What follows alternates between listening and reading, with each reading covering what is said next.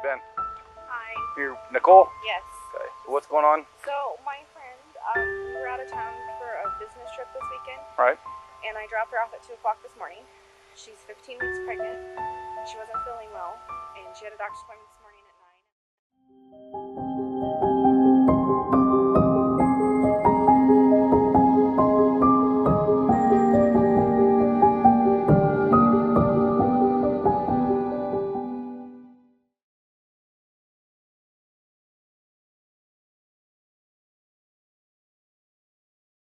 Examiner with Colorado Bureau of Investigation. Okay. I just talked to you on the phone a few minutes ago. So can we go down to the little conference room on the end here and talk? I'd appreciate that.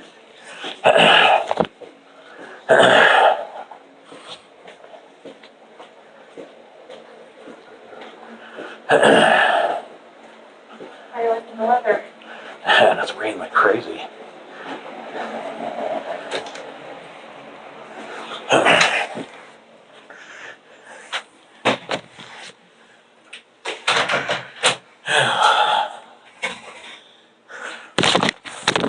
Oh, goodness.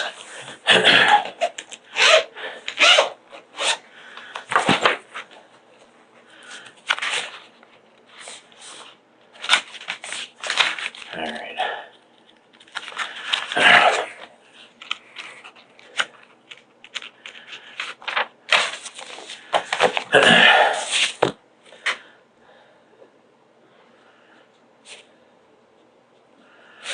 And is it Nichole?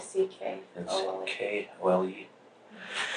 And I'm sorry, what did you say last name was again? Do you want my married one that happened a month ago, or because it hasn't changed yet, or the one that's on my driver's license? What's on your driver's license? Right now, Utoft, but How do you spell that? Utoft, but that should change tomorrow, hopefully. Okay. To Atkinson? Yeah, Atkinson. Okay. And that 970 number, that's what I called you on? Yeah. That's the best number for you? Yeah. Okay. And what's your home address? 229 4 and 7 Florence. Firestone.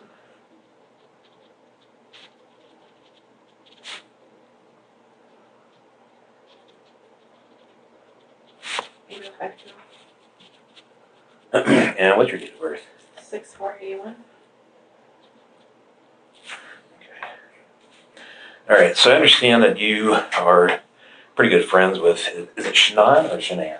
It's Shannan. You pronounce it like shenanigans. Okay. Everybody calls her everything else but that, but it's Shannan. Right. It took me like 2 years to get it down. Okay, yeah, I've heard Shannon, I've heard this, that, and the Yeah, other. So Shannan. Shannan, okay. Yeah. So I understand you and Shannan are pretty good friends. Is that I mean, yeah, correct? we hang out a lot. We have kids the same age. Okay. I met her because her mom started working for me when I was running a whole bunch of salons and decided to change professions, so now I'm here. But Okay. that's not important. All right. So how long have you known? How long have you known Shannon? 3 to 4 years, I would Okay. say. It was when Bella was little, and then she was pregnant with Cece, and Cece just turned 3, so Okay. So Bella is the older one, right? Bella's 4. Bella's 4. And then is it Cece- Celeste? It's actually? Celeste, and Okay. she goes by Cece, yeah. Or they call her Cece. Right. So it's Celeste. She's 3. Yeah, she Okay. just turned 3 in July. Okay. Okay. And okay. That's into. You guys have kids that are close in age. Yeah, my youngest is Madison. She's 2 and will be 3 in October. So Okay. we go to their house, or they always ask, "When's Madison coming over?" If I go by myself and Sure. they're there, so Okay. So since you've known Shanann for about 3 to 4 years, when did you meet Chris? the same time I met Shanann, I actually got invited by her mom, Sandy, over for Cece's first birthday party. Okay. I mean, I like talked to her in passing, but to actually like say I got to know her and stuff like that, I met her before, but not like where we developed a friendship. So, Cece's first birthday party around then, I went over and I met the whole family and spent Okay. some time with them. So ever since then, because we have the same kids in age, and she got me doing Thrive with her. So Okay. What is Thrive? I've heard about that. I So don't know exactly what that is. it's these patches that we wear, Mhm. and it's a nutritional supplement. Oh, okay. So it's not just patches, but that's the gist of it. Okay. Unless you want more information. I've heard of it. I didn't know what it was. Yeah, it's So- a nutritional supplement. Okay. It just time releases vitamins and minerals into your body all day long, so it gives you like mental clarity and Oh. energy. All right. You actually stop craving stuff that you normally would want, like ice cream. I don't crave ice cream anymore. I Really? don't drinking soda. I don't drink coffee. Oh. All right. Good. Yeah. Okay. So were you and Arizona. Shannan? Shannan. See, now you got me wanting to say shenanigan. Right. So were you guys together in the Thrive Mhm. part of this? Is that like a? It's a home-based business. Okay. It's kind of like Mary Kay, or it's a direct sales Okay, thing. gotcha. So she actually, when I went to Cece's birthday party 2 years ago, gave me a sample, and then I went over to her house and we had play dates and whatnot for a year. We'd go to lunch or whatever here or there, like girlfriends do. And then a year ago, I finally decided to try it.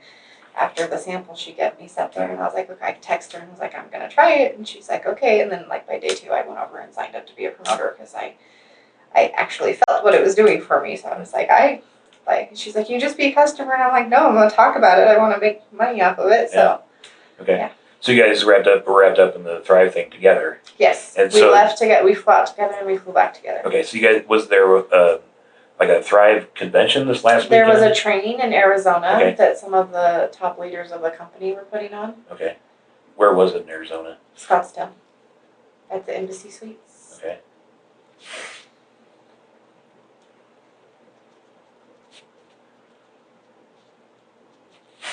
And so you guys went there. When did you guys go? I left here at 4:00 on Friday morning.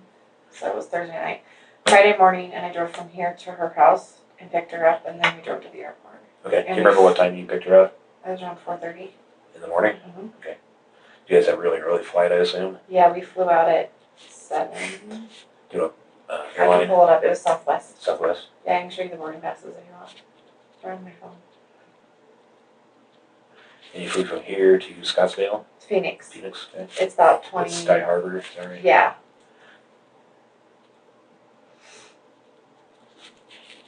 Okay, so you picked her up on, that was Thursday, you Thursday. said? So Mhm. what day was it? Thursday the 9th, is that right?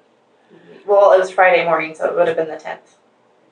Oh, I gotcha. Okay, August 10th at 4:30 a.m. Mhm. Okay.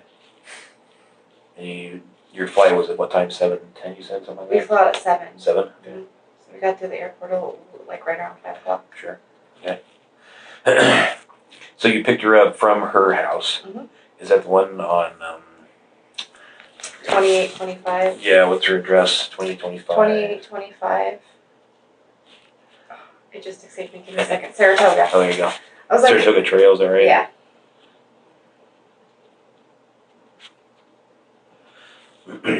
Okay.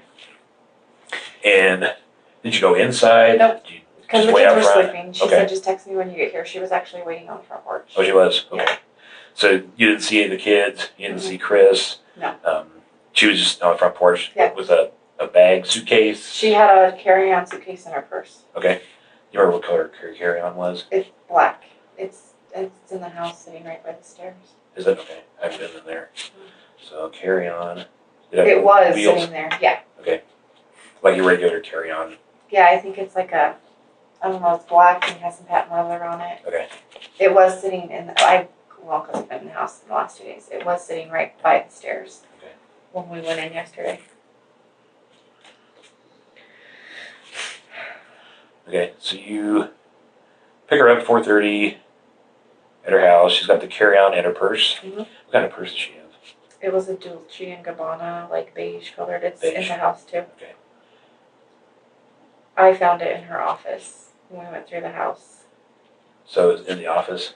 Yeah, it was in her office, Okay. like right inside the door. I don't know how I walked past it as many times as I did because when we went in, I was concerned about Shannan Mhm. because I can let you ask your questions. I can tell the story as you ask them, or I can just tell you. I don't know. We'll kind of muddle through this. So Okay. just go ahead. I'll interrupt if I have a question. So I was concerned because normally when we come back from these, she harasses me, and I don't want to say harass me, but she harasses me the next day, like, come on, let's call people, let's get things going, let's work business. And she didn't call it, or she didn't text that morning. Like, usually I have a text message between 6:30 and 7:30 from her if she wants to do business or wants to get together or whatever. And I had signed up a new promoter over the weekend, so we had plans to go to lunch with her at 1:30. And I woke up at like 7:45 that morning and I didn't hear anything from her. I thought it was odd, but I knew we were both tired, so I rolled over and went back to sleep. And then I woke up and I still hadn't heard anything from her, so I texted her. Like I said, I can show you the text. Yeah. I should just skim through them. She's usually on the top.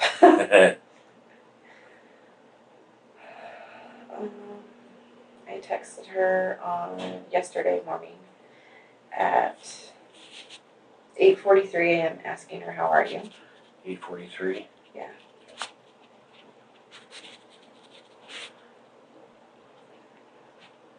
And then I texted again at 8:55 and said, just wanted to see if you were okay.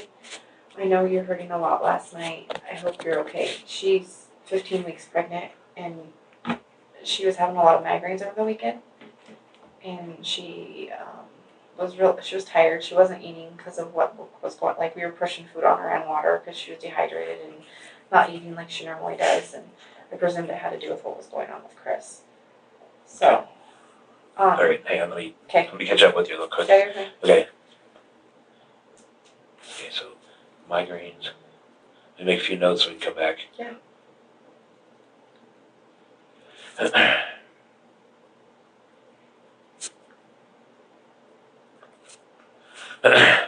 Sorry, I've got only part of the story, so I may not be able. Yeah, no, you're fine. I can totally go back following to your with you. questions if Okay. you want. I can jump back. Okay, let me go back to the beige purse. Real Okay. quick. So that was the beige purse that she took with her on the trip, Mhm. and it was in the office. Yes. Where you found it. Okay. Yes. Is that an unusual place for that to be? I mean, no. I mean, I don't pay attention to where Shannan puts her purse or whatever. So no, I don't think so. But usually she has it on the counter when I'm there because we're getting ready to leave. So I don't know. So did you move it at all, or did you just leave it where it was? I told them I found it, and then they asked me to get it. The police officer did, and Chris. So I went and grabbed it, and I gave it to Chris. I didn't go through it. I gave it to him and let him go through it. All right. Okay, let's go. So I'll let you tell me your story, and Okay. then we'll go back through and I'll ask you questions about Okay. that. Okay. So So let's start with you go to the conference and we came home. came home. We came home. What time did you come home? Let's start with that. So our flight was delayed.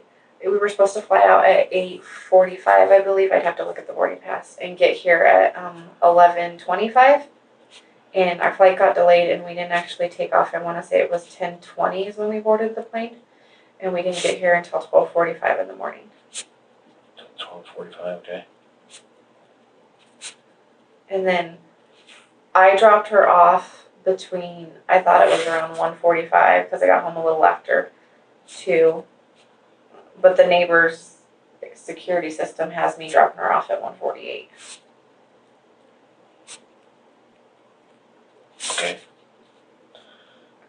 And then I went home and I didn't talk to her again that night. Okay. And what time did you get home? I got home a little after 2. After Like it two. was like 2:01 or 2:03. Okay. It wasn't like we live really close together. How far do you live away? From her house to my house, I would say like 5 or 6 miles. Okay. It's on the other side of I-25, so Okay. over in Firestone. Okay. Oh, right. Okay. Okay. So go ahead. I'm sorry. So then that morning I woke up and I texted her, Mhm. and like I said, I asked her if she was okay, and then and then at 8:55 I texted and said, just wanted to see if you're okay. I know you were hurting a lot last night. I hope you're okay, because she was in a lot of pain on the plane. Last year in August she had a neck surgery and had to have a degenerative disc fixed. So her neck was really bothering her, and because we sat in the airport extra long, she was sitting for extra long, and she was in a lot of pain. I don't know if it was that, and then she had a headache on top of it. So that's why I texted her that morning, because like I said, it's not normal for her not to text me in the morning usually. Does she have medication that she generally takes for the? Yeah, she had. I don't know what it is, but she did have migraine medicine with her, and then she also had anti-nausea medicine with her that she was taking over the weekend. Okay. And they Do migraines make her sick? Yeah. Like nauseated? Yeah. Okay. Well, then she's pregnant too, so I don't know if she's taking the anti-nausea for migraine or There for is that. pregnancy. Yeah. Right. So, yeah. So then I didn't hear anything, and I knew she had a doctor's appointment at 9 a.m. That was the other thing. On the way home, she was saying that in the car, she said, it's going to really suck to get up in 3 hours. And I was like, that's only 5:30. Why are you getting up in 3 hours? And she's like, because Cece will be up, the baby. She's like, she's still on North Carolina time because they had just the week prior come back from being in North Carolina for 6 weeks. Okay. Who all was in North Carolina? Cece, Bella, and Shannan all went out. I could look on the calendar and tell you the dates. At the end of June. And then Chris went out the last week and then flew back with them. They were there.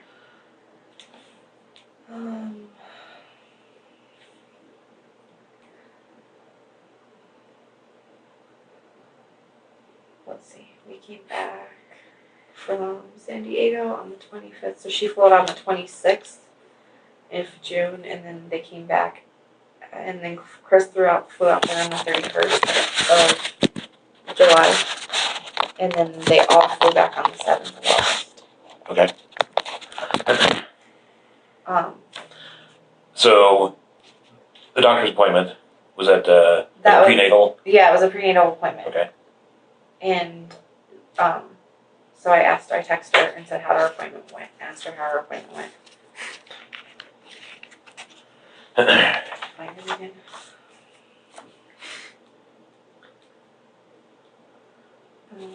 I texted her and again at 9:21 and said, let me know how your appointment goes.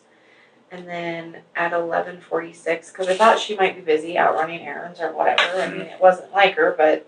Is it unusual for her not to return texts? Yes, very unusual. Because of her business, that's how she communicates with everybody. She's constantly on Facebook. And that was the other thing. She didn't post on social media that morning. And if you go back and look through her Facebook, she has posts anywhere from 5:30 to 7 in the morning, every single morning. Every morning. It's very unlikely. And she didn't on the 12th. Correct. Then that's unusual. Yes. Okay. So when I looked on Facebook, because I hadn't been on Facebook either, I was actually I drove to Longmont around 10 to go look at a house for the other gal that was with us in Arizona. Her name's Cassie. They're supposed to be moving out here. So I went to go look at a house for them, and after I did that, I was like, I haven't heard from Shannan, have you? And she was like, no, I haven't either. She's not returning my phone calls or texts. Like, we both would call and text her. So at 11:46, I said, I'm very worried about you. I'm coming to your house. And the reason I decided to go to her house was because I had watched the dog Dieter, the week before. And I didn't bother Chris because I knew he figured he was at work. But I figured, well, maybe after he left for work, she passed out or something. She's pregnant. She wasn't feeling well. Something. So I was like, I'll just go to the house and see if she's there. And if her car's there but she doesn't answer, then I'll use their code to go in. So I had my son with me, my 16-year-old and my 2-year-old, and I go to their house and I knocked on the door and I rang the doorbell, and her shoes that she had on the night before were right inside the door. And those shoes she wears everywhere. It doesn't matter if there's unless it snows 3 feet, she will put on tennis shoes, but they're flip-flops. She wears them everywhere. So I was like, well, that's odd if she's not here. And she buys the same damn flip-flops every year because she likes them that much. Well, do you know what kind of brand name they are? I don't. I have a picture of them.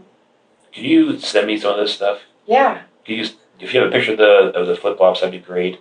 And do you know how to do screenshots? Mm-hmm. Can you send me my text? Those texts? That'd be perfect. If you could send them to that phone number I called you on, that'd be great. What color are these flip-flops? They're black. Are they like regular between the toe flip-flop? Yeah. Okay. And those were inside the door, and you could see them? Yeah, I could see them because the way their door is, it's a door, and then there's 2 glass panels on each side. Okay. So I knocked, I rang the doorbell. And she always wears those? All the time. Nothing else? I mean, she wears other shoes, like if she goes out on a date or something, she'll wear other shoes, but she's always in those flip-flops. Okay. Like we went to Arizona and that's the only shoes she brought with her. And then,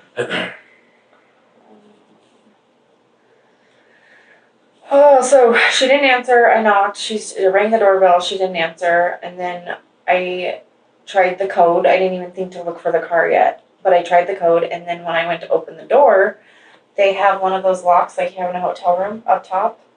Oh, yeah. The So that was thing that flip over. That was flipped. So I couldn't get in, but I mean, you could stick your arm in, but you couldn't get in. Right. So I was like, So you have the code for the door. I do have the code for the door. Okay. But I couldn't get Right. in. Okay. So then I was like, why would they flip this lock? The only time I know of them flipping that lock is when Cece, their 3-year-old, tries to escape. Or, I mean, I don't know if they flip it at night because I'm never there when they go to bed, but the only time I've seen them use it is when they're on the inside of the house. To keep Cece from going outside, because she's at that age where she can open the door and she escapes. So the lock was flipped, and I was like, I yelled through the door, nobody answered me, and then I told Nicholas, my son, I was like, because the garage panels where you can see in, it was too high for me. I'm like, come look and see for cars in the garage, and he couldn't. So then I backed my car up and pulled it up closer to the garage, and he stood on my hood to look and see, and her car was in the garage, and I'm like, why would, like, in the back door they have a sliding glass door too that you can see from the front door, and they have one of those things that comes down. That was locked Key too. bar. Yeah. That was locked too, and I'm like, and the dog was put up, and I don't know if they cage him all the time, but as far as I know, they only do it when they leave the house, so I don't know. And then I don't remember at what point I mean, I could look at my phone, but I did call Chris and said, I was like, Chris, I'm worried about Shannan. She's not at home, or I said her car's here, but she's not at home, and, do you know where she's at? Like, it's not, I haven't heard from her this morning. He then told me that she did not take the girls to daycare and they were going on a play date. And then I turned around and I was like, well, if they went on a play date, why doesn't she have her car? And then he proceeded to tell me, he's like, I don't know what Shannan's told you or hasn't told you, or if you know any of this, but he's like, and I'm not trying to bring you into her personal stuff, but me and Shannan are separating and we're going to sell the house. And at which point I said, Chris, your personal stuff is none of my business. That's not my concern right now. Either your wife and you will work things out or you won't. But where is your wife? Because she doesn't, like, she goes everywhere in that car. She's paid for by the company, like. It was just odd to me that the car was there. Does she have any other mode of transportation? No, that's her only vehicle. Okay. The only other vehicle they have is his work truck, and he's not allowed to drive anybody in it but him. Okay. Like, he will drive home from work, drop off the truck, and pick up the other car to go get the kids from school if he has to. Okay. What time did you call Chris?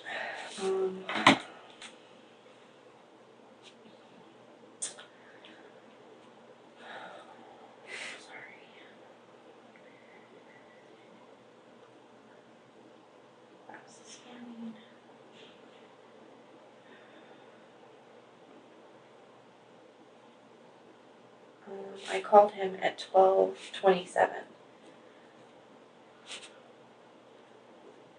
And I called him twice. He didn't answer, and then I called again. Okay. And that, I mean, we had that conversation. And that's when he said that they were she going was on a play date. And I was like, okay, but like, if they're on a play date, how'd she get them there? Because they're both in car seats. Right. He's like, well, a friend must have picked them up or something. He's like, I don't know. He's like, I'm busy and I'm at work. He's like, and because I was messing with the door, I set off the alarm system. So they called him at work. And he's like, are you messing with the door? I said, yeah, I tried to get in your house because I'm worried about your wife.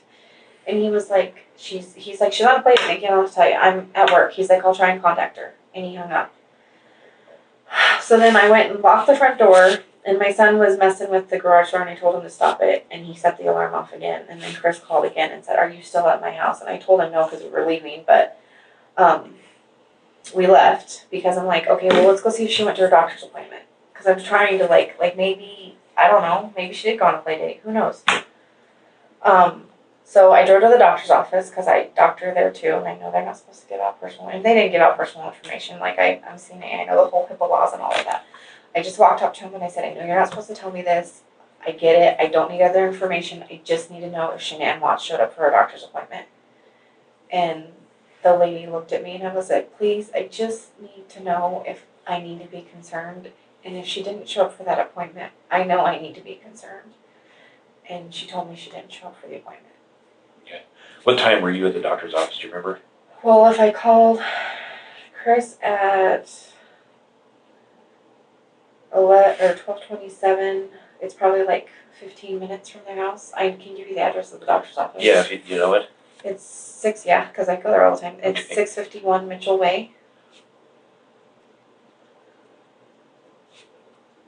in St. Marie, Colorado.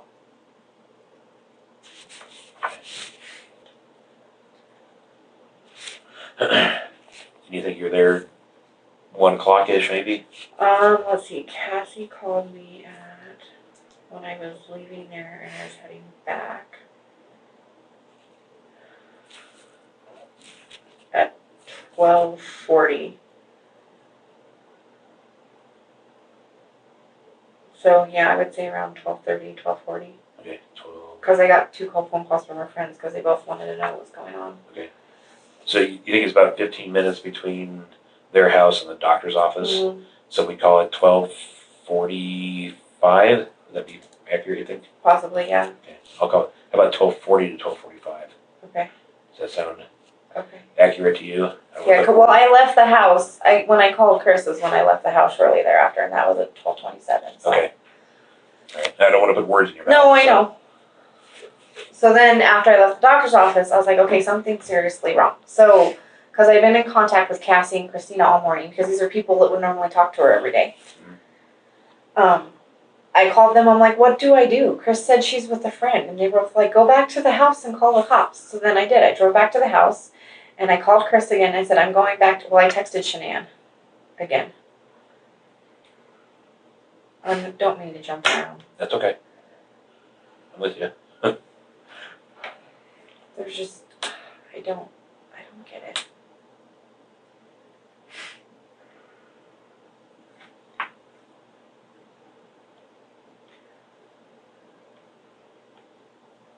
Sunday, I texted her, this is when I left the doctor's office, at 12:47. I texted her, I said, I've been to your house, you won't open the door, your alarm's set, your shoes are sitting inside, your car's home, I'm very concerned about you right now, I need you to text me or call me, I just want to know you're okay. If you don't want to talk to nobody, you don't want to be around anybody, I get it, it's fine, I just need to know you're okay. And she didn't respond. So I was driving back to her house at that point. Okay. And then Cassie had called Chris and told Chris that he needed to go to his house. And who's Cassie? She's one of the other Thrive promoters, but we're all friends. She was in Arizona with us. Okay. She lives in Arizona. Oh, she does? Okay. Yeah. And who is Christina? Christina's also another friend, but she lived with Chris. She lived with Chris and Shannan for 6 weeks when she had her neck surgery. She lives in Hawaii, and she flew out here with her daughter and lived with Shannan for the 6 weeks when she had her neck surgery. Okay, but neither of them are actually here. No. Okay. That's why they were on the phone with me, because I called one of them and was like, have you, either one of you heard from Shannan? Because I hadn't heard from her either. So I started reaching out to people like, okay, if somebody's heard from her, at least then I don't have to worry. Right. Okay, so you text her at 12:47 and you're going to her house. Right. What happens now? So then I'm talking to, within all of this time frame, I talked to Chris, I think I called Chris again. I talked to Cassie, and she said that she had talked to Chris, and he was supposed to be at his house and be there in 30 minutes. And I was like, well, I'm on my way back. So I called Chris at 12:41. 12:49, you said? 12:41. 12:41. I called him at 12:41. Okay.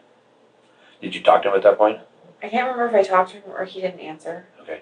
I don't remember, because I called him again at 1:31, because by this time I'd already been back to the house. Okay. And Cassie had said that he was coming back and he'd be there in 30 minutes. So that was in the time frame that I was driving back to the house. Okay. So I don't remember if I talked to him, to be honest with you, at the 12:41. Okay. But I did talk to him at 1:31 because he wasn't home yet, and he should have been there if it was only going to take him 30 minutes. Right. So, and by that time, I called the Frederick Police Department at 1:31, because I called Chris at 1:31. I called Chris and said, Chris, where are you? You said you were going to be here in 30 minutes. He's like, I'm on my way. I'm on out 70. I'm 45 minutes out. I said, well, I'm calling the police to do a health wellness check. And I honestly couldn't tell you at that point what he said or didn't say. Okay. The phone call was, I don't even know. I will tell you details.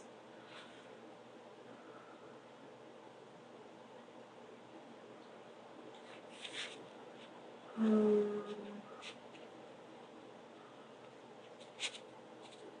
had an incoming call at 12:41, and it lasted for 42 seconds.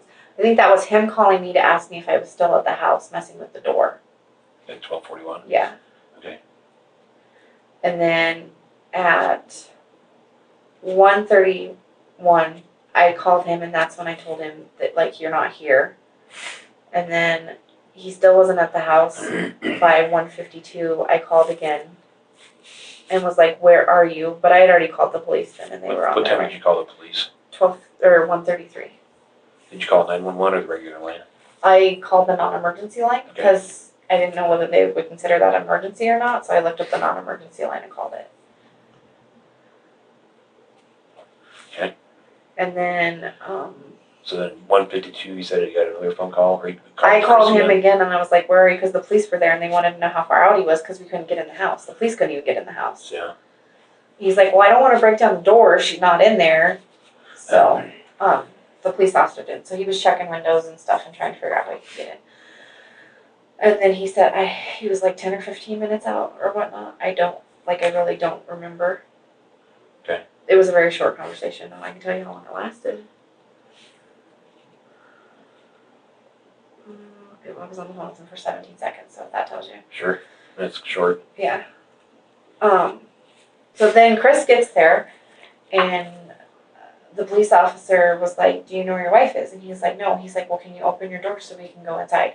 And he wasn't there yet. And then I called her mom, because her mom had lived there too. So I called Cassie, because Cassie stayed with her, and then her mom stayed with her. So I was trying to get anybody to give us a code to the garage, because that was the only way to get in. So I let Chris go, and then I called her mom, and her mom didn't know what was going on. And I was like, Sandy, do you have a code to Shannan and Chris's garage door? And she was like, she started giving me numbers, but none of them worked. And then I, of course, had to tell her what was going on, and I didn't call her before that because I didn't want to upset her if there was nothing to upset her about.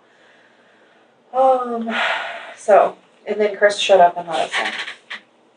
Okay. How did he let you in? He opened the garage door. Okay. So And it didn't dawn on me. There's a front door and then a back sliding glass door. Yeah, And then is there a door through the garage as well? yeah. Okay. Sorry, go ahead. No, you're okay. It didn't dawn on me at the time because he went to open the front door so we could come inside. But when we walked into the garage, or when the garage door opened, he immediately opened the car door and then bolted for the house. Like, I've been trying to play this through my head so many times in the last 2 days. Okay, let me see if I've got this straight. So he opens the garage door, and it's you and Chris. The police And officer, the police officer. my 16-year-old, my 2-year-old, I think, was playing in the front seat of the car still at that point. And the neighbor might have been there by that point. The Okay. neighbor came over at some point. Okay, so the garage door goes up, Uh-huh. and is Chris in first? Yeah. Who's behind him?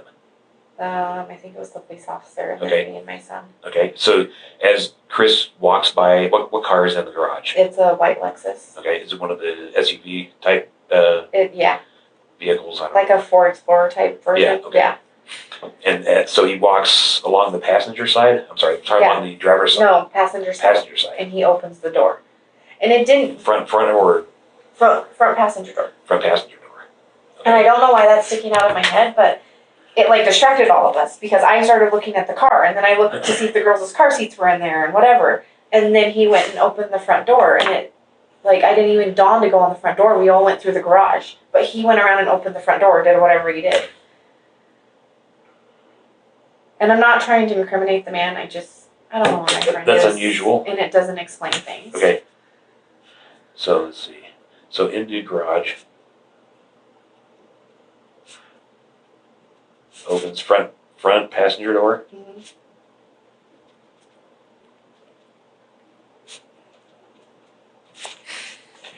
You think that was an effort to delay? I don't know. And it could just be me, like, my mind. Do you know what I mean? Like, I'm just trying to, like, replay the events of what happened. It just was odd to me. Like, if we're looking for them in the house, why did you open the car door? Yeah, It was odd. that is unusual.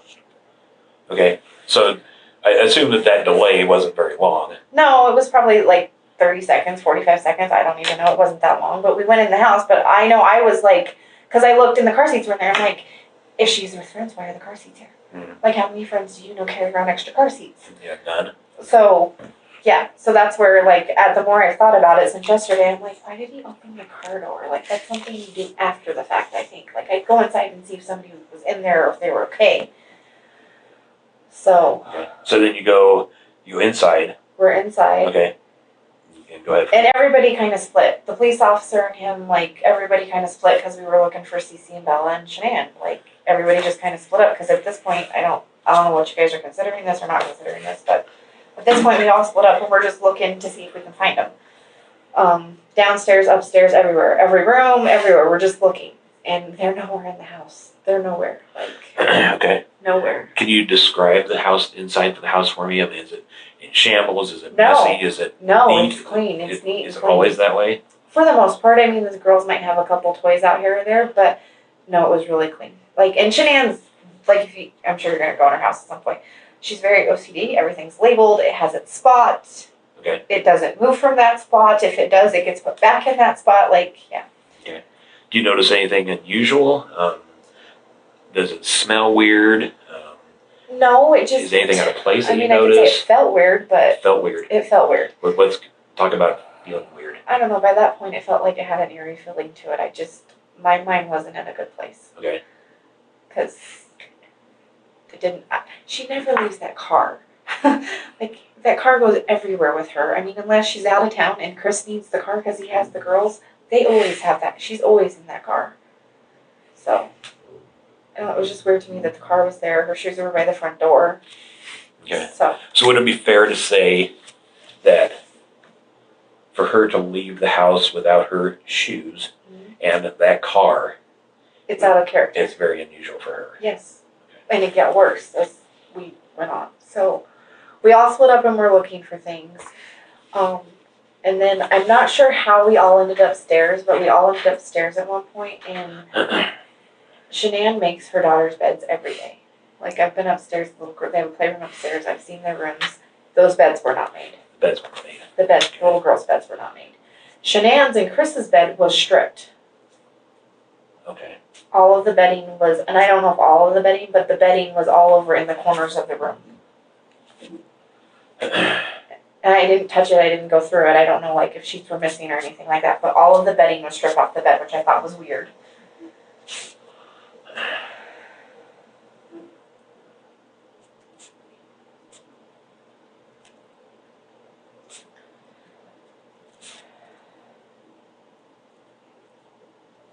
And then the police officer had asked if she had her phone on her, and we didn't know at that point. And then, like, 5 minutes later, my son was, like, rummaging through the pillows on the sofa, and he found her phone shoved down in the cushions on the sofa.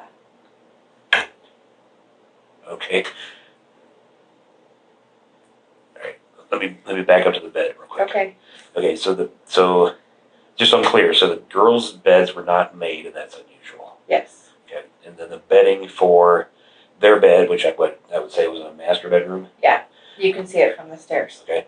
And it was all stripped off and then like piled in the corner, or Yeah, there was a pile over in, like, if you were facing the room this way and the bed's right here, there was piles in the corner, both of these corners. Okay. So it's in two corners.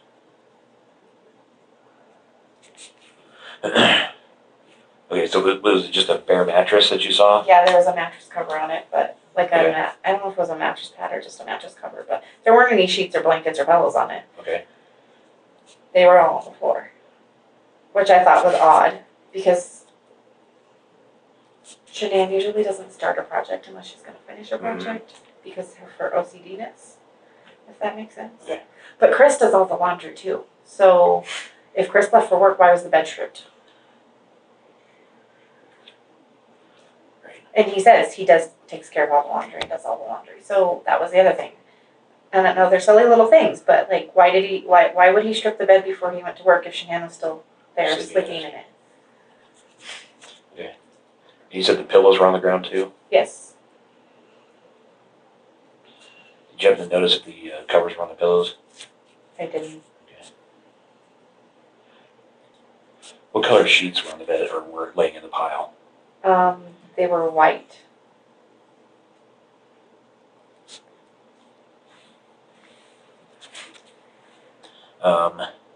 Any blankets or anything like that you noticed? Yeah, there was blankets. I couldn't tell if like I said, they have like a down comforter or a duvet. Okay. That was on the floor. I don't know if it had an actual cover on it or not, or if it was there. Like I said, I didn't touch. I tried to touch as least as possible. Okay.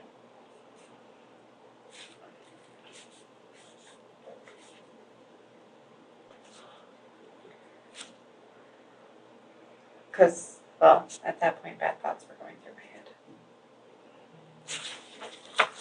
head. Okay, so after you leave the anything else in the master bedroom that you Well, noticed? we weren't in the master bedroom. I just saw that from the, like, I peeked in the door and saw it. I didn't Okay. actually go in yet. So then I turned around and the police officer had asked if she had her phone. And then Chris comes out of the yeah. master bedroom and says she left her wedding ring on the nightstand. I didn't see it on the nightstand, but he brought it out and had it in his hand.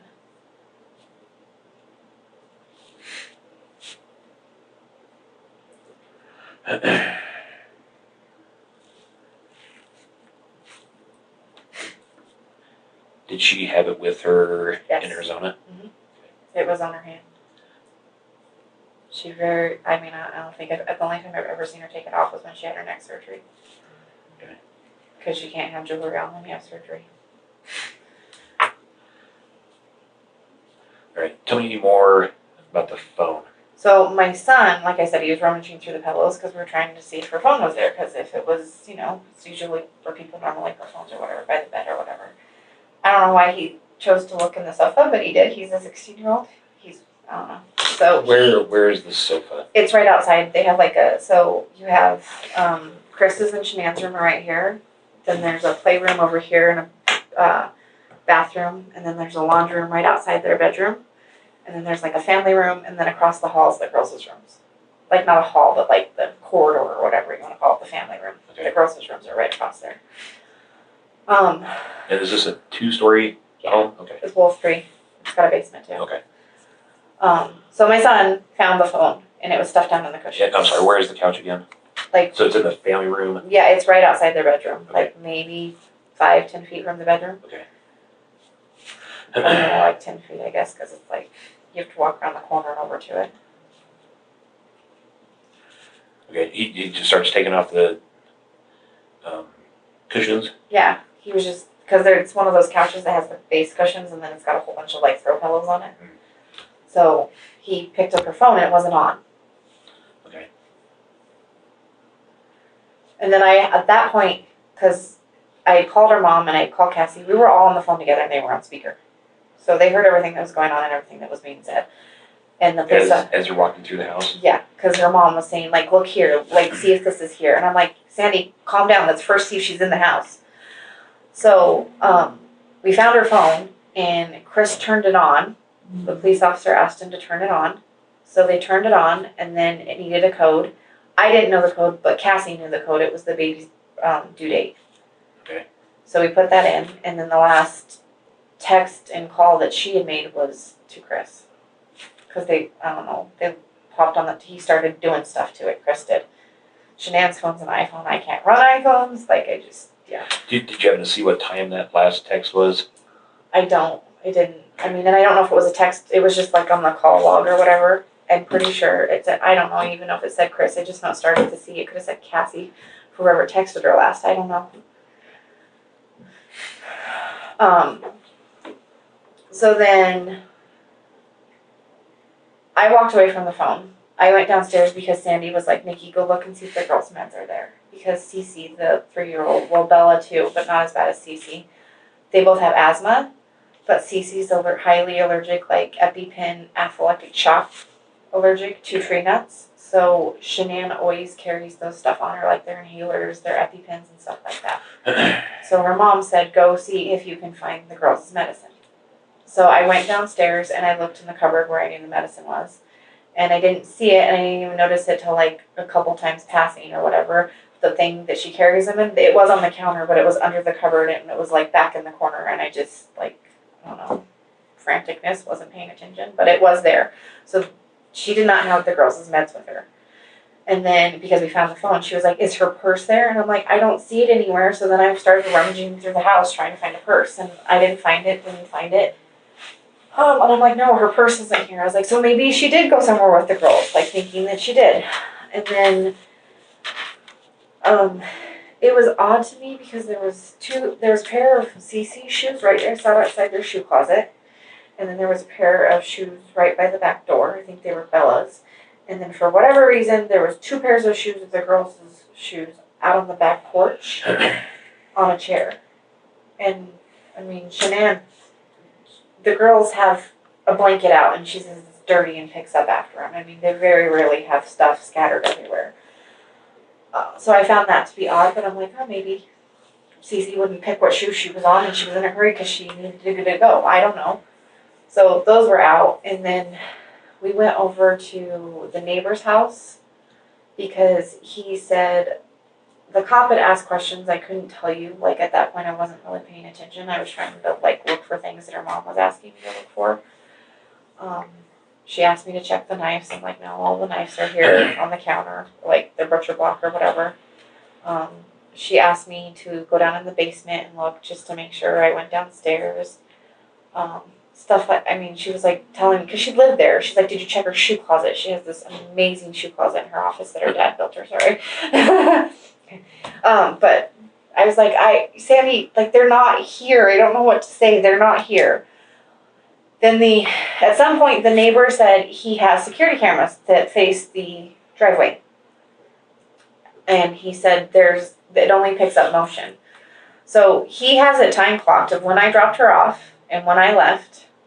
But it doesn't show Shannan getting out of my car, and she got out of my car and got her luggage and then went up to the house. And I backed up, but I sat there for a second to make sure she made it in the house and shut the door and everything was fine. I can confirm she was in that house. And she went in through the front door. Mm-hmm. Okay. So, yeah. And I don't know if she flipped the lock after, I don't know. But she did go through the front door. And then he had security camera of that, and then he had security camera of Chris backing up his work truck to their garage at 5:18 in the morning and loading something up in it. And that's when my mind went bad, like really bad, because what would he be loading up at 5:18 in the morning? And Shannan yells at him, and he doesn't go out the garage because the garage is right below the girls' bedroom, and it would wake them up. He always went to and from the front door, as far as I know. I assume the police took that video. I think they got it today. I went back over because I talked to Fox 31, just doing a plea, like, if you're out there, please come home, please contact somebody. And they were there at that time. The neighbor said they asked him for the surveillance, if they could call, he could call his or whatever, not insurance, security system place and get the video sent over to him. And they were there with a K9 unit too, so. I mean, and this whole time I'm trying to be as cordial to Chris as possible, but I don't know.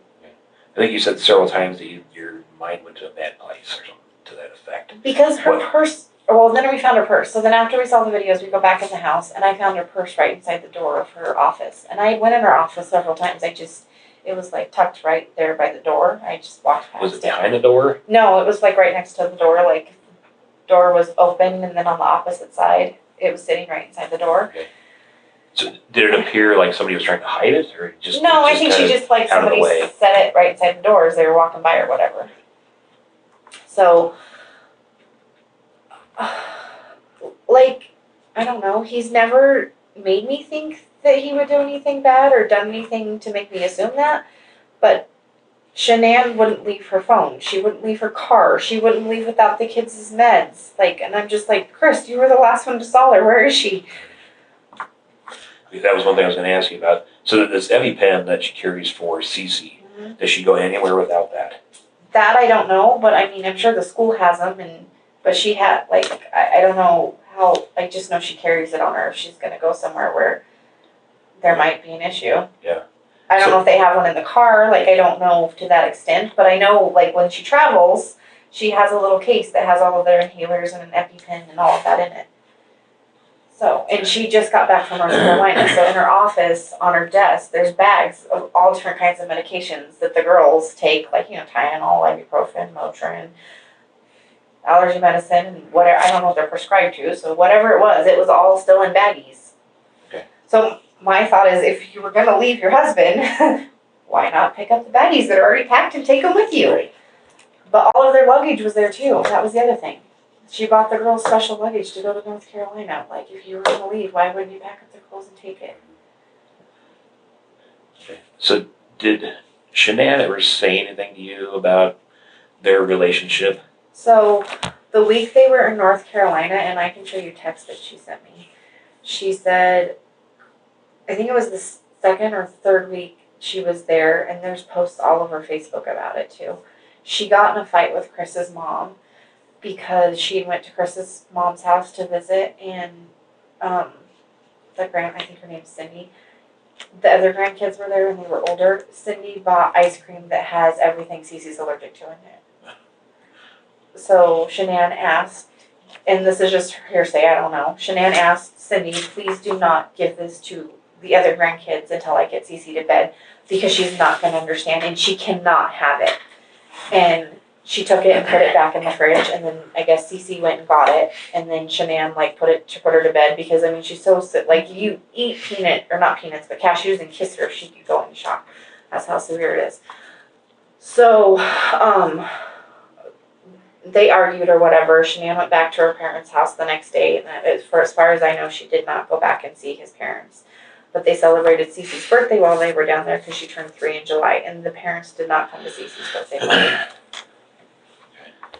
So I know there was like a falling out between Shannan and Chris's parents, and then she called Chris and told Chris what was going on. So apparently there was some issues with her and Chris.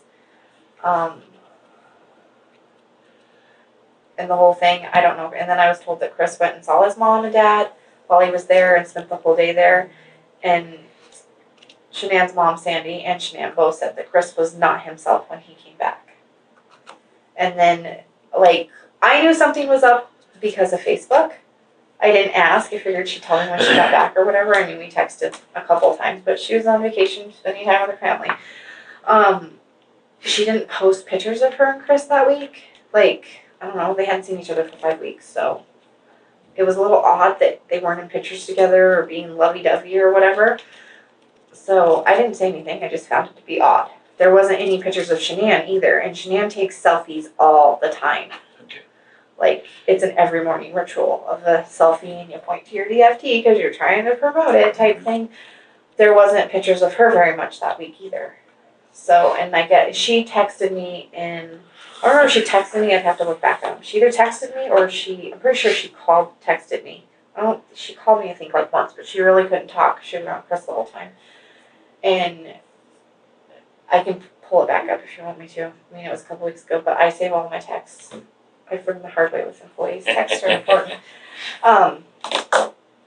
She basically just said that she didn't know what was going on. He was acting weird. She hadn't seen him in 5 weeks. He wasn't touching her. They weren't cuddling. He wasn't holding her hand. He wasn't sleeping in the same bed with her, which I find that really odd. So is that all of that? That was new? prior, yeah. Oh, that's new. So prior to this. Prior to North Carolina, not to give you intimate details, she said that they were screwing like rabbits, and he couldn't get enough of her, and they were doing it in the pantry where the girls were in the other room. So to go from that extreme to I don't want to touch you is odd. Okay. So prior to the North Carolina trip, there was no indication from No, Shannan I went on a trip with them. that their relationship was on the rocks, anything like that? No. Right before she left for North Carolina, I was in San Diego with her and Chris. We won a trip through Lavelle. We were all on a paid trip by them to just enjoy San Diego. So I was with them for 4 days right before she left for North Carolina. So. And how were they then? Lovey-dovey, taking pictures together. I have tons of pictures of them together on my phone. So yeah. I don't even know where I was in the conversation or what you asked me last. So they had the falling out. So Chris was acting weird, right. and then she texted me and said things were bad and that she didn't know what she did or what was going on with Chris, and she thought that it was his parents, and the only other time he's ever acted like this in their marriage was right after they got married, and it was because his parents didn't go to their wedding. And that he So did his parents not like her? No, they do not like her. Yeah, they do not like her. His parents do not. Do you know the reason for that? I don't per se. Like, I've met the parents like in passing. I've never spent time with them. I don't know. She can be bossy. But in a good way. I mean, it's not like I've teased her because I'm like, you're so bossy, but she's trying to like push you to do good things and like motivate you. It's not like a bitchy bossy. I don't know. But, I mean, I don't know what she's like when Chris when I'm not there. So, right. But yeah, she told me through text. She's like, "Girl, I'm gonna need you more than ever when I get home." She's like, I don't know what's going on wrong. I don't know what I did. I don't know what I didn't do, basically." And I was like, "Okay, like I'll come over. We can talk, whatever." And I was supposed to watch the girls when they got back because they had the ultrasound video of the baby to find out what they were having. Because the next weekend when we got back from Arizona, which would be this weekend, we were supposed to do a gender reveal party for them. So they flew in Tuesday night late, and I was over at their house Wednesday night before we left. I went over and watched the girls, played with them, painted their nails, that kind of thing, hung out with them. My mom and dad went. But Chris was really weird when he came home that night. He did not say hi to me. He did not acknowledge me at all, which is not normal for him. He'll like give a hug or he'll acknowledge that you're there. He'll say, "Hey, how you doing?" Whatever, and then he'll go on in his merry way and do whatever. He did not talk to me at all that night. That was Wednesday night? Yeah. Okay, that would have been the... And I mean, they were in a hurry or whatnot, but because he was running late, so I literally got there when he got there, and we like bypassed, but he didn't say anything, and he seemed really like uptight, would be a good way to put it. Okay. So they leave and go to the doctor's appointment, and then they come back, and she gives me the envelope of what the baby was going to be. And I said, "Okay, we'll find out in a week." Like, and she was like, and then I started, she's like, "Don't open it in my house." And I was like, "Oh, fine, I'll wait till I get to my car." So I go home, and then she texted me that night, and she said,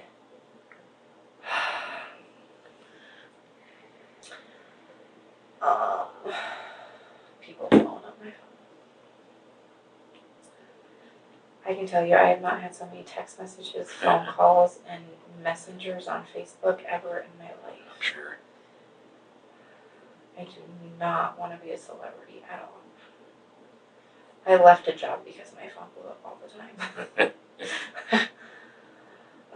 Let's see. Since I was with her most of the weekend.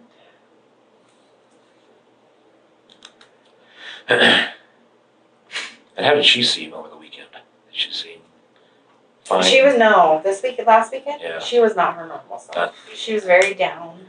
She was constantly like second guessing how she was talking to people because she didn't want to be, I guess, bitchy. I'm not sure. Chris and her had a conversation, I guess, Thursday night. Oh, I guess I'll get to that in a second.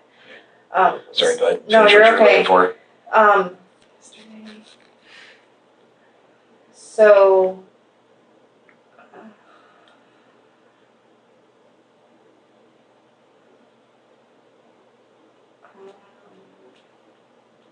so they go and come back, and while they were gone, I asked how she was doing, and I showed her pictures of the girls. And I was like, "Oh my God, this is going to be so hard not to like tell her what it was once I found out."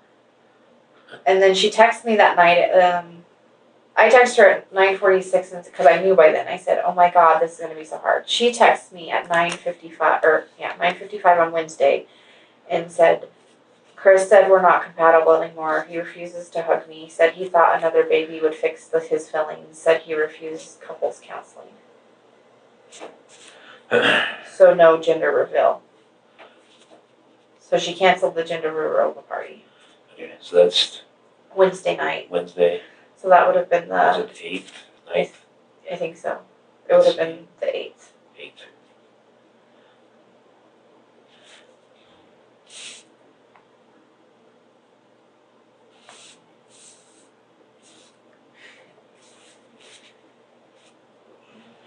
So then I texted back and said, what? I don't understand. What does he want to do then? And she said, no gender reveal. She's like, I'm putting my friend's thoughts. I don't want to fake a happy Chris. And I was like, I'm not putting my friends through a fake happy Chris. And then again, I said, because it wasn't coming out, it says con gender reveal. I was like, is she trying to say no gender reveal? So I was like, so no gender reveal, question mark. And she said no. And then me and another girl was doing it. I said, do you want me to tell Taylor? Do you want to? And she asked me to tell Taylor. So then I later texted Taylor. And then I said, okay. And she's all, he doesn't care that he's hurting me. And I said, what does he want you guys to do? And she's like, he's done. He said he will work it out. How do you work that out? I was like, what does that mean? Because I didn't know, like, what does that mean? I'll work it out. That's what Kristen said to her. I said, you don't work that out if you're not willing to work on it. And then she said, can you tell me what I'm having? I need some happy news, please. And I said, yes, I can. Are you sure? She was like, yes.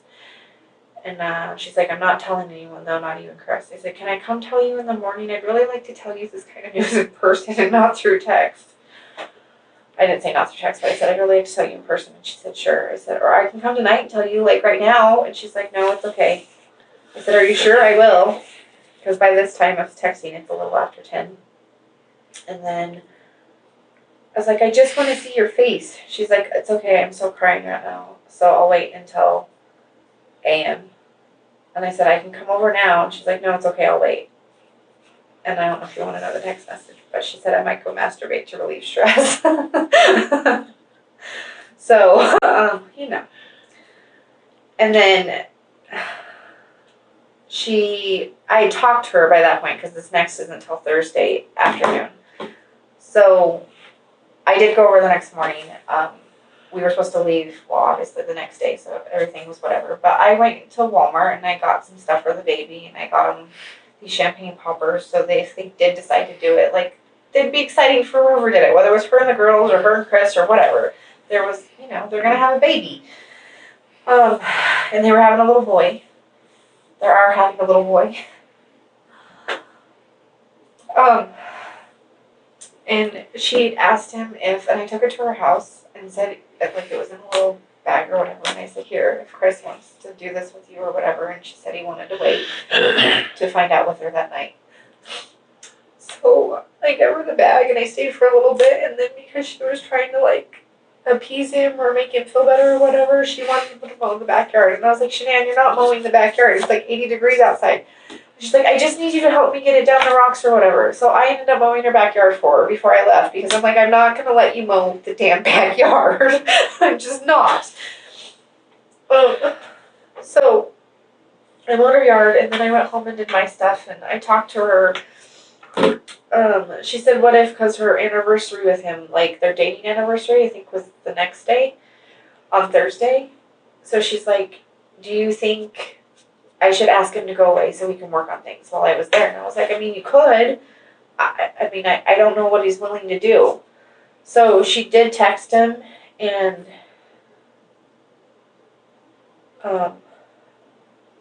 she texted him and asked him if he was willing to go away. So then she starts sending me all these Groupons and asked me, like, where they could go. And I'm like, well, you could go up to Glenwood, depends on how far you want to drive. So we were discussing that. So she's texting me all those Groupons and stuff. And then she asked me about when I worked, because she was trying to find someone to watch the girls so they could go. And then we stopped texting at like 11 o'clock that night because I was here at work, and she asked if I worked on the 17th, and I said yes. And then I was like, question mark, and she said nothing. And I was like, it's not nothing if you're asking what's up. Like, she usually doesn't ask when I'm working because there's just something, you know. And then she texted me at 3:29 and said she was up and showered, and I said I was counting down the minutes and wishing that I had a shower because I've been here all night. And then she said, text me when you leave. And I said, well, when I get out to the parking lot, I have to change. And then I texted her I was on my way, and then I picked her up, and then we went to the airport. Yeah. So, and I didn't see Chris that morning. I didn't see the girls.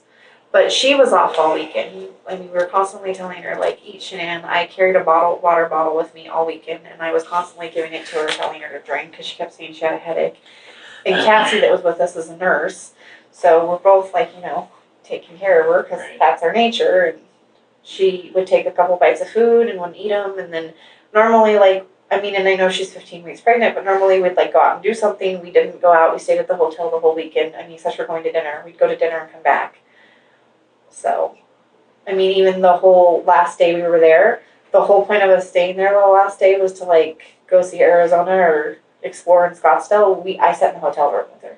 Not the hotel room, but in the hotel lobby. Because we had to be out of our room by 11, and our flight was until 8:45 that night. So, we didn't go, we sat there. Because Shannan was, on the way there, she got Chris a book to try and help. She ordered a book, and then she downloaded it on her phone so she could listen to it. We listened to it on the plane together on the way there, and then she listened to it majority of the weekend, and she was picking out, like, how the book related to her and Chris, and how she could change these things or that things. And What was the book name? Do you remember? I don't, but I could find out for you. I know the friend that referred her to it. Do you want me to text her real quick? Yeah, if you know it. So actually, I was gonna have you text a bunch of stuff to me. If you would, I would appreciate it. Can I have a separate piece of paper? Yeah.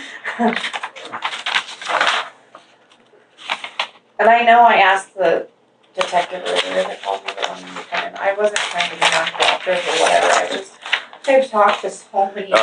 I'm sure. I was like, I need to go to work. Sure. You just gotta be for a little bit. Okay, so what did you want? All right, so let's see. Let's go in reverse order. So the text string that you had with her on the 8th of August, starting at about 9:55, where she talks about he says he's not compatible and he's done. Okay. Will you send me that text string? Yeah.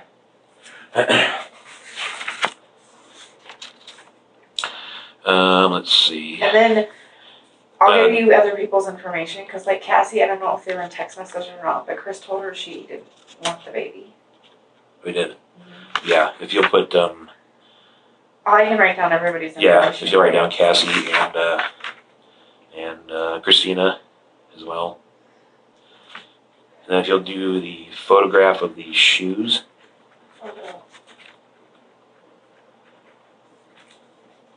And I don't know why I took a picture of the shoes. I really don't. It's just like when I was walking through the house, I'm like, well, that's odd. That's odd. Because, to me, I don't understand why the police officer let us go in the house. Yeah. Well, at that point, it's still at this point where it's still a missing person. Right. But, he let us touch things and go through things. And that's where I'm like, I don't know. I've watched a lot of crime shows. Right. I understand.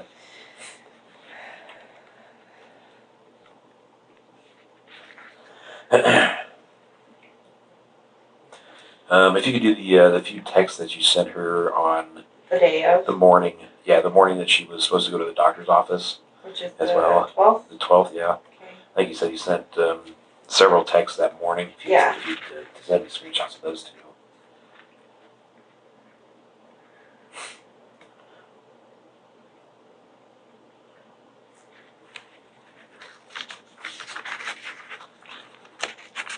And Chris has been corresponding with all of us over the week. There's 5 or 6 of us that Has been? Yeah. So I'll give you all of their numbers. Yeah, if you would, that would be great. Well, he wasn't really corresponding with me, but he talks Cassie's husband Josh. I'll just put Cassie and Josh. He confides in Josh. Okay. Are they good friends? They met through Thrive, but on all the trips we go on, they hang out together. And then Cassie came out to visit, and they stayed at their house. Okay. They're bros.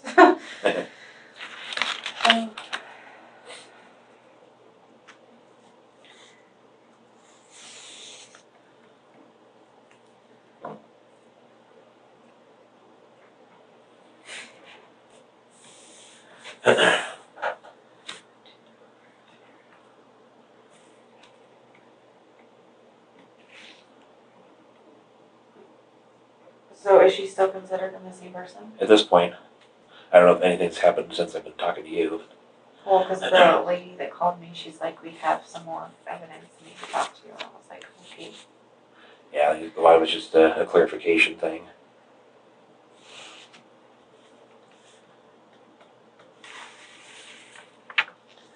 Do you need to know where they're at so when you call, they're up?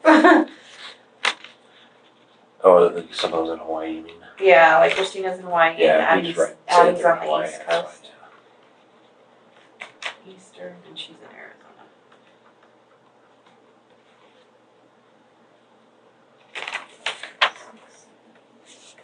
fine.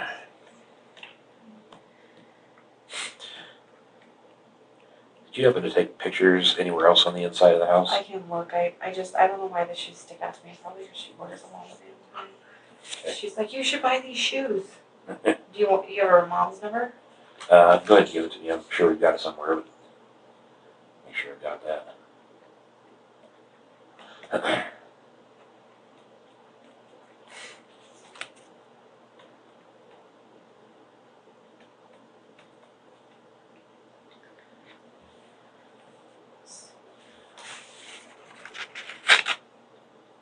Why? Can I ask a question? Sure. She's a missing person because of her children. Why haven't they issued Amber Alerts for them? Well, with an Amber Alert, there has to be specific actionable information, like they were seen with this person, and that person presents a possibility of bodily injury or death to them.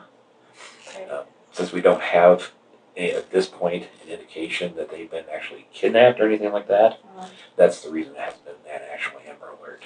That doesn't mean that it can't evolve into that, but if we just issue Amber on missing people all the time, Right. it loses its effectiveness.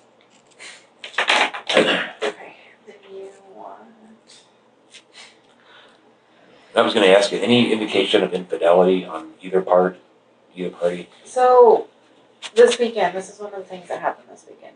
Chris said he went to a Rockies game on Saturday night. Who do you go with, you know? People from his work, I have no idea. That's just, he went, yeah.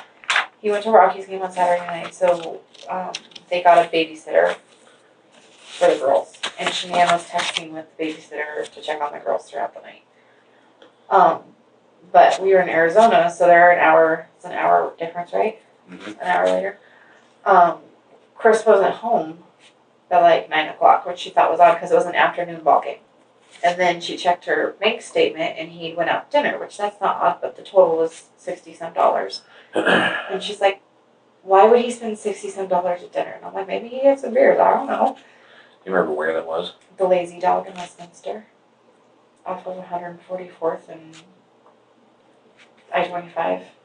It's in that Orchard Shopping Center. Okay. So What kind of restaurant is that? it's like a bar and grill type thing. So you'd have to work at it to get $65. Yeah, well, that's what we were talking about. Because I'm like, well, we went out to dinner tonight, and it was a Mexican restaurant, but it was a bar grill type thing. And, I mean, I had some drinks. So I was like, well, my bill was $47 tonight. And she's like, Nikki, $63, yours was $47. And it was one person. I'm like, well, yeah, but we didn't have appetizer and dessert. It's like, so maybe he, like, was treating himself. Trying to make her feel better. Because she was, and then she called him. I don't know if she called him or texted him. I think she called him because me and Cassie went down to the pool. And she said she called him. She said she was going to call him. So I don't know that she actually talked to him because we weren't in the room. But she said that he wasn't home yet either. He didn't get home until 10:30, which she found that to be odd because it was well after dinner. And she knows when he gets home because their security system tells you when you open the door. All right. So, she asked him what he had for dinner. And again, she's trying not to accuse or be snarky. So he said, oh, I had some salmon and a beer. And she's like, oh, okay, we'll save the receipt because I need it for taxes. Because, sorry if she writes off anything. So then she gets off the phone with him or whatever. When we come back, she's upset. And she was like, what did he spend that on? And I don't know. And she looked up the menu and he said he had salmon and a beer. And she's like, that's only like $30. Where's the other $40? I'm like, I don't know, Shannan. Like, if you ask Chris to save the receipt, you'll have to look at the receipt. I was like, maybe he bought one of the guys dinner because they bought him something at the ballgame. Like, who knows? So then she started going through their bank statement to see if there was any high charges while she was gone because they don't have that relationship where he spends whatever he wants, she spends whatever they want, the bills get paid, you know. It's like, you want something, go buy it type thing. So there was that, and then the phone conversations were very small. Usually when we're on trips like that, they talk for 20, 30 minutes. She'll talk to the girls sometimes, they'll FaceTime. They weren't doing any of that. They sent pictures back and forth. There was no pictures, and the reason, at least I don't think there was, because Shannan usually shows her, be like, oh, look at Cece or Bella doing whatever. There was none of that. And then he let her go because he said he wanted to work out or something whenever she talked to him last. So she let him go, and then the next day, I can't remember if she talked to him that morning or not, but it was very sparse throughout the day. He was going to take him to a birthday party of the girl that babysat, I think the brother or something. And through people commenting on Facebook and all the stuff that I've seen, he was at the birthday party. The guy said he was at my house. And I don't even remember his name or where I saw it, but I did see that on Facebook. Okay. And then she called him that night when we were at the airport. And I figured she talked to him for a little bit, but it was a very short conversation. She wasn't talking. She walked off. She's like, will you watch my stuff? I'm going to go talk to Chris real quick. And she came back, and it couldn't have been more than 5 minutes. I was like, are you okay? And she's like, no. She's like, I haven't talked to him all day or hardly at all this weekend. And he wants to work out. He started working out while he was on the phone with me. So I just let him go. And Chris didn't used to work out like this all the time. With Thrive, he's lost 70, 80 pounds, and he's gotten really fit in the last 6 months. Where does he work out at? In their basement. They have it's her mom calling me. I'll call her back. So, and then we came home, and she was upset because she's like, he didn't even want to talk to me. And then I did remember seeing a text from him because she texted him and told him our plane wasn't going to get in until about 1:32 in the morning because of the delay. We weren't sure, because at that time we weren't sure. They were estimating. We were waiting for the flight crew to get there. And he said, holy crap, that's late. And something else, but I remember the holy crap, that's late. And I didn't see any texts after that. And I know Shannan was in a lot of in pain and a lot in the plane because she wouldn't sit still. She kept moving and readjusting and trying to get comfortable. Yeah. Do you have any knowledge about their finances? I mean, were they in debt up to their eyeballs? Were they rolling in it? Were they? I would say, I don't know. I collected their mail while they were in North Carolina, and there was a lot of mail. I didn't go through it or whatever, but I think they were having financial issues because it was always, she makes enough money that their daughters go to a really high-end preschool and stuff, like private school. That's what I just wrote down. What? Vista Ridge? Is that where Yeah. they go? Okay. Vista Ridge, yeah. They go to Primrose Vista Ridge, and that saved by her being in North Carolina, that was a $2,500 savings that month. So if that tells you anything, I work nights, so my children go to daycare 2 days a week. So, but he works in the oil fields. He's got to make good money. I don't know. We don't talk about finances, right. But. Okay. But your impression was that they had a significant amount of debt. Would that be a fair statement? Yeah, because I know they filed bankruptcy before. Okay. She's made that statement. And I know that they have, because she's always very, meticulous. Not that we don't go out to lunch several times a week or whatever, but she's like, well, I need to go here because it's cheaper, or, she thinks about how she's spending her money.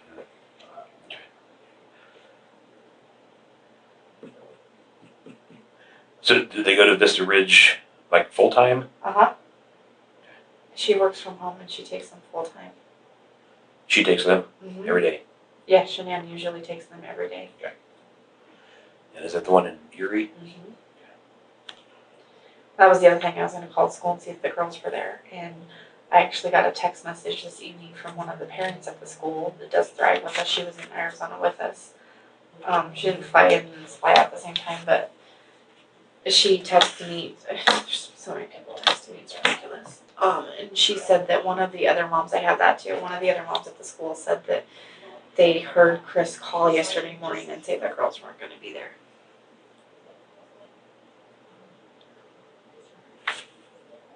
Oh. sorry, say that again. So Chris called the school yesterday morning Chris called the school. and said the girls were not going to be there that day, and then told them that they were separating and they were going to sell the house.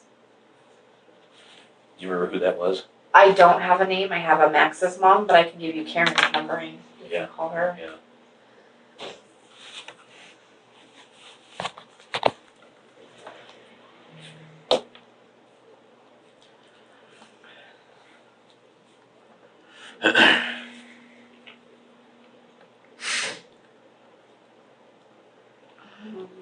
I'm going to put friend of girls school. Okay.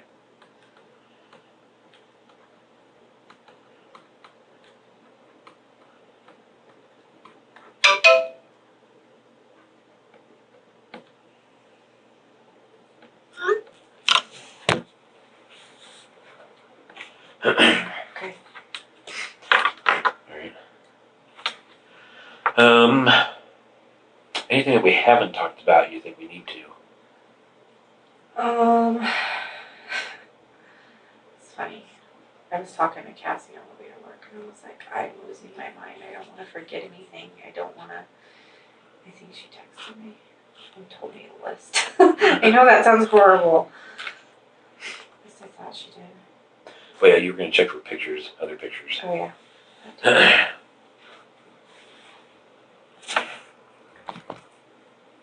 Oh, he told me to leave the house, and everything was fine, even though the car and things were still there. He did Chris he did tell me to leave the house. When was that? That was when I called him the first time. He's like, would you please leave and quit messing with my doors, because I kept setting off his alarm system. This is hearsay, but he told Cassie to not get the police involved when he talked to her.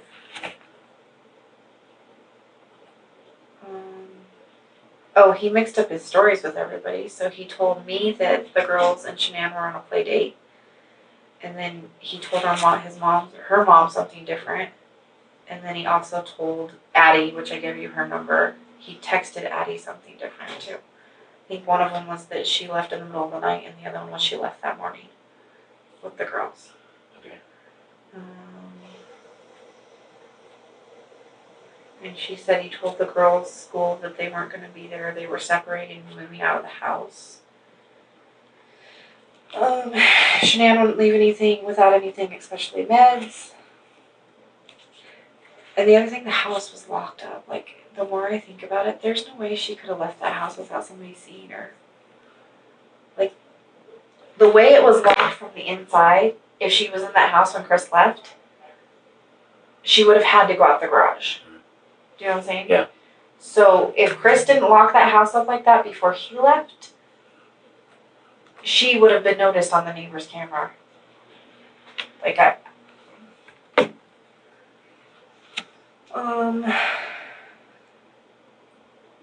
she said Chris was being cold, not himself at all, yelling at the kids more often, and just not himself. Oh, and because of the company he works for, and he has to go to oil wells, there's a GPS tracker on his truck. Yep. So We're aware of that. yeah, I already told him that yesterday. So Okay. All right. So. shoes. Sorry. Yeah, shoes. Other Other pictures. sidetracked. Other pictures. I'm sorry. You're the 3-895-7890. That's 9303895 5846. 5846. Yep.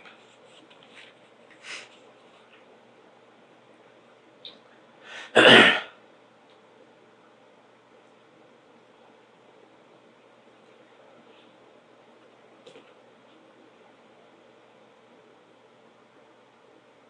have a picture of a car in the garage that my son took. Okay. Yeah, that'd be good too. Oh. Before we opened the garage. Let's see, maybe one of texts.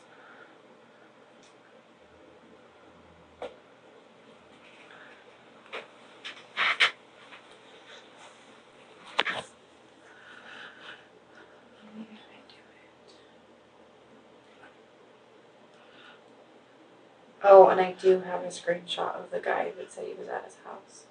Do you want that? The guy that said he was there? Yeah. Who's that? His name's Jeremy. I can't see it, but I'll send you the picture of it. Jeremy Lindstrom. He said, yes, I have the cops. My daughter watched the kids Saturday night, and the girls were at. Whoa, my phone's going crazy.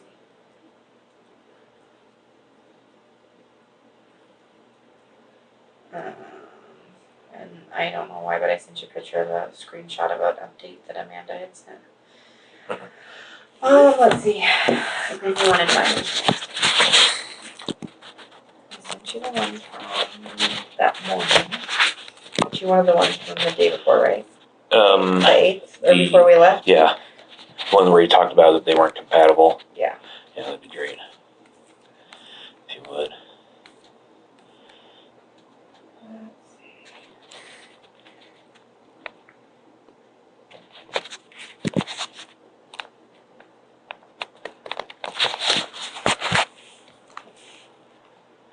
Oh, I'll redo that one. So just texted me.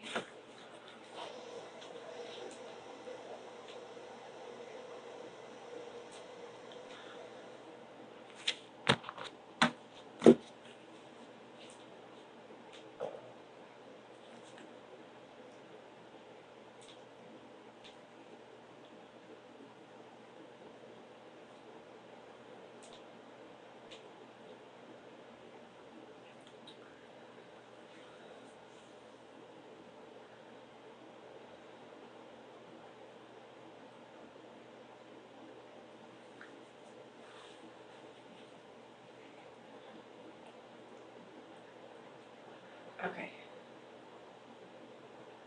And then the book. I'll have to text Sharon and ask her what the name of the book was. Yeah, that's not a big deal. Just so she actually had it sent to him, the book? Yeah, so she downloaded it on her phone and then she had it sent by Amazon Prime. It was supposed to be delivered to the house on Friday. Okay. Or to the mailbox or whatever. All right. Did she ever say if it was delivered? What? Did she ever say if it was delivered?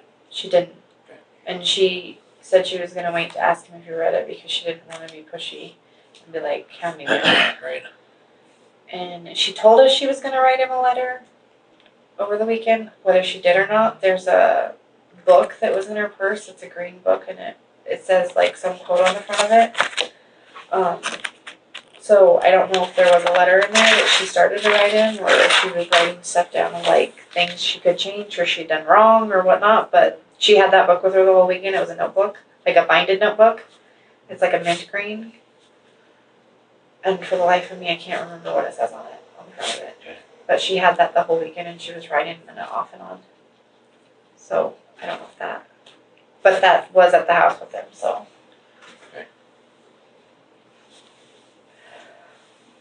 Like, is it normal for people to do this? No. Okay.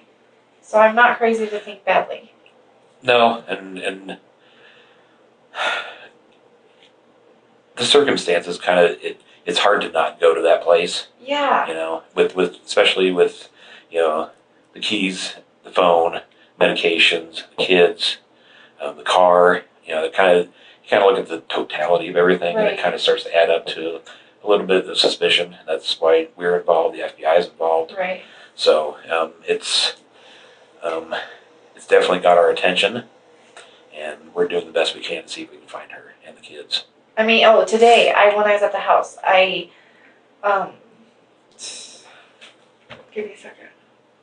I know what I want to say. It's just not coming out.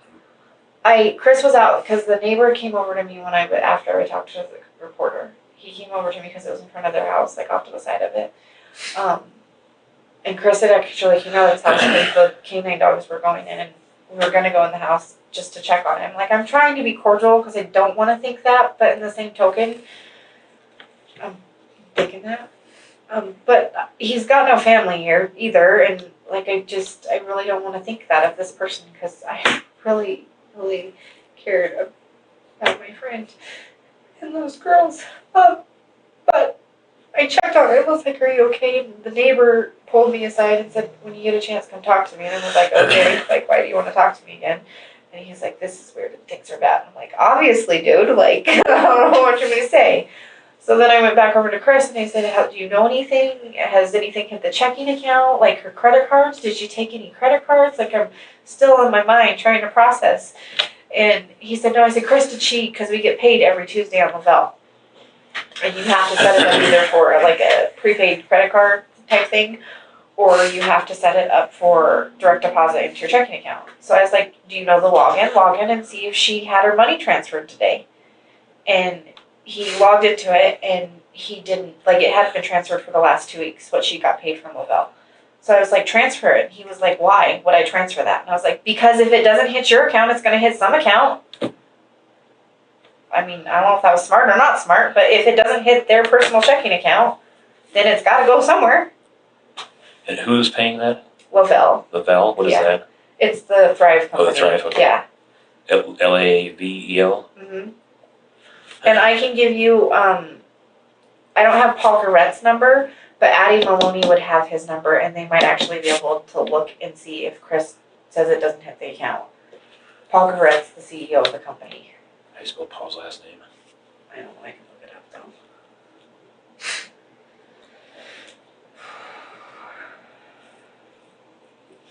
though. How funny. He just posted 22 minutes ago. Gravette.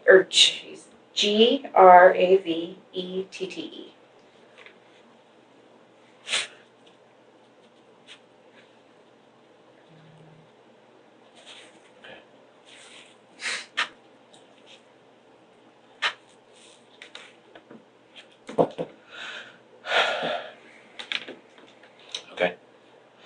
Anything else you can think of? No, but I've had several media sources reaching out to me wanting to talk to me because this was the last one that technically saw her besides her husband. What do you suggest there? And I can't tell you what to do. Right. From an investigative perspective, we would prefer that you don't talk to them right yet. Okay. We do have a PIO, the person. Private investigator. Public information officer. Brain fart. Public information officer who handles all of our media relations and what we put out to the media. Okay. We'd like to try to regulate that as much as we can. Okay. And and again, I can't tell you what to do and what not to do. Use your best judgment. Right. We'd prefer that you don't talk to people at this point. Okay. That's kind of our stand. Okay. So I'll let you use your best judgment. Okay. But like I said, we prefer that you don't right at the moment. There will be a time and a place for that. Okay. So what do I do? you can use it to let them go to voicemail, or you can tell them I no comment. don't know how they're getting my phone number. Yeah. They've texted me, they've messaged me on Facebook, they've called them up messages. Right. I'm like, how the hell did you get my phone number? Yeah, they're good at what they do. Yeah. One of them called my aunt. I'm like, how'd you even know she was my aunt? Yeah. Right. So, I mean, you can let them go to voicemail, not answer them. You can answer them and say, I have no comment right now. Whatever you think.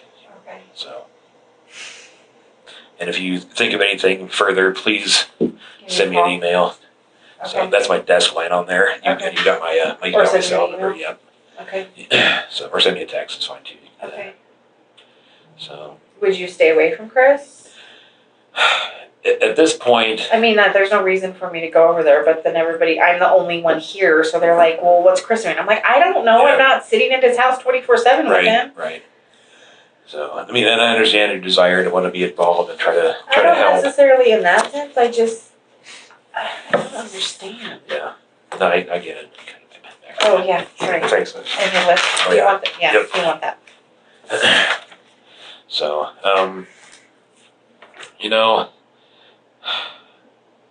I would recommend that you probably not contact Chris. Okay, and if he contacts me, leave him? Yeah, probably for the time being. Okay. So, Is it wrong to Anything? ask if he's a suspect? since it's technically a missing person, there's not technically a suspect, but he is somebody that we definitely would like to talk to further. Right. So, and you watch the Dateline stuff, and how that stuff goes. Yeah. So, No, why? people that are involved tend to draw a little bit of the spotlight more. And, like, if it was a crime of passion, I honestly think to God he'd strangle her. Only because she already has the neck issue. I mean, Yeah. I don't know. What was that from? She had I don't know if it was I don't know if it started out as a slip disc but it was a degenerative disc, and they went in and fused some stuff in her neck. She's got a scar on the front part of her neck. Okay. They're in most of the pictures. Did she have a car accident recently? No, she had a car accident in I want to say it was 2007, and then she got some neck and back issues due to it. Okay. Why? Did they have a Ford Explorer? They did. What happened to that? I can't remember if they owned it and sold it, or if it was on lease and the lease was up and they didn't re-sign the lease. Okay. But they got rid of that about 6 months ago, 3 to 6 months ago, because they both earn. So through Lavelle, you can earn a car, and if you hit certain criteria, if you go and purchase and lease a car of their car list, then they'll pay you $800 a month or $1,600 a month for your car payment. Whoa. Yeah, so it's worth it to go get the car if you don't have that car payment. So that's why they have the Lexus. The Lexus is through Lavelle not like through Lavelle. Like if she quit earning that amount of money, she'd have to pay for it out of pocket. But they pay you every month on the second Tuesday of the month, and you get $800 or $1,600 depending on what bracket you're in to go pick out a luxury car. So technically, it's a company car. Technically, yeah. That's interesting. But I mean, you have to sign the lease, and if they don't end up paying you, you're still responsible. You're still on the hook. Yeah. Right. Yeah. So they had gotten rid of the Ford because they were talking about getting another car. So. Gotcha. But then she said they were because of money issues. They were not getting another car because they were using. If you don't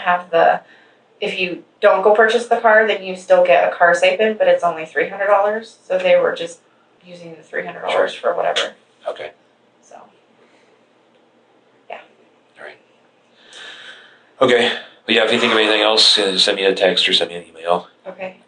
Or give me a call, whichever. Okay. So. Do you need anything else from me? Not that I can think of off the top of my head. Okay. So you're here till 6 a.m. Is that right? Yeah, and my 16-year-old was there too. So. Okay. I don't know if you want to talk to him, but he was there with me. The 2-year-old probably won't tell you much. So. Yeah, I'm here till 6 a.m. in the morning. Okay. Unfortunately. Yeah. I traded shift this week so I could have Saturday off so I could go to Arizona with Shannan. Oh. Hi. This is my trade. Now you're paying the price. Huh? Yeah.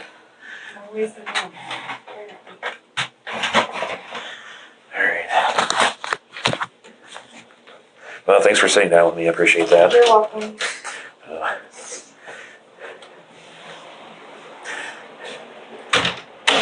Good night.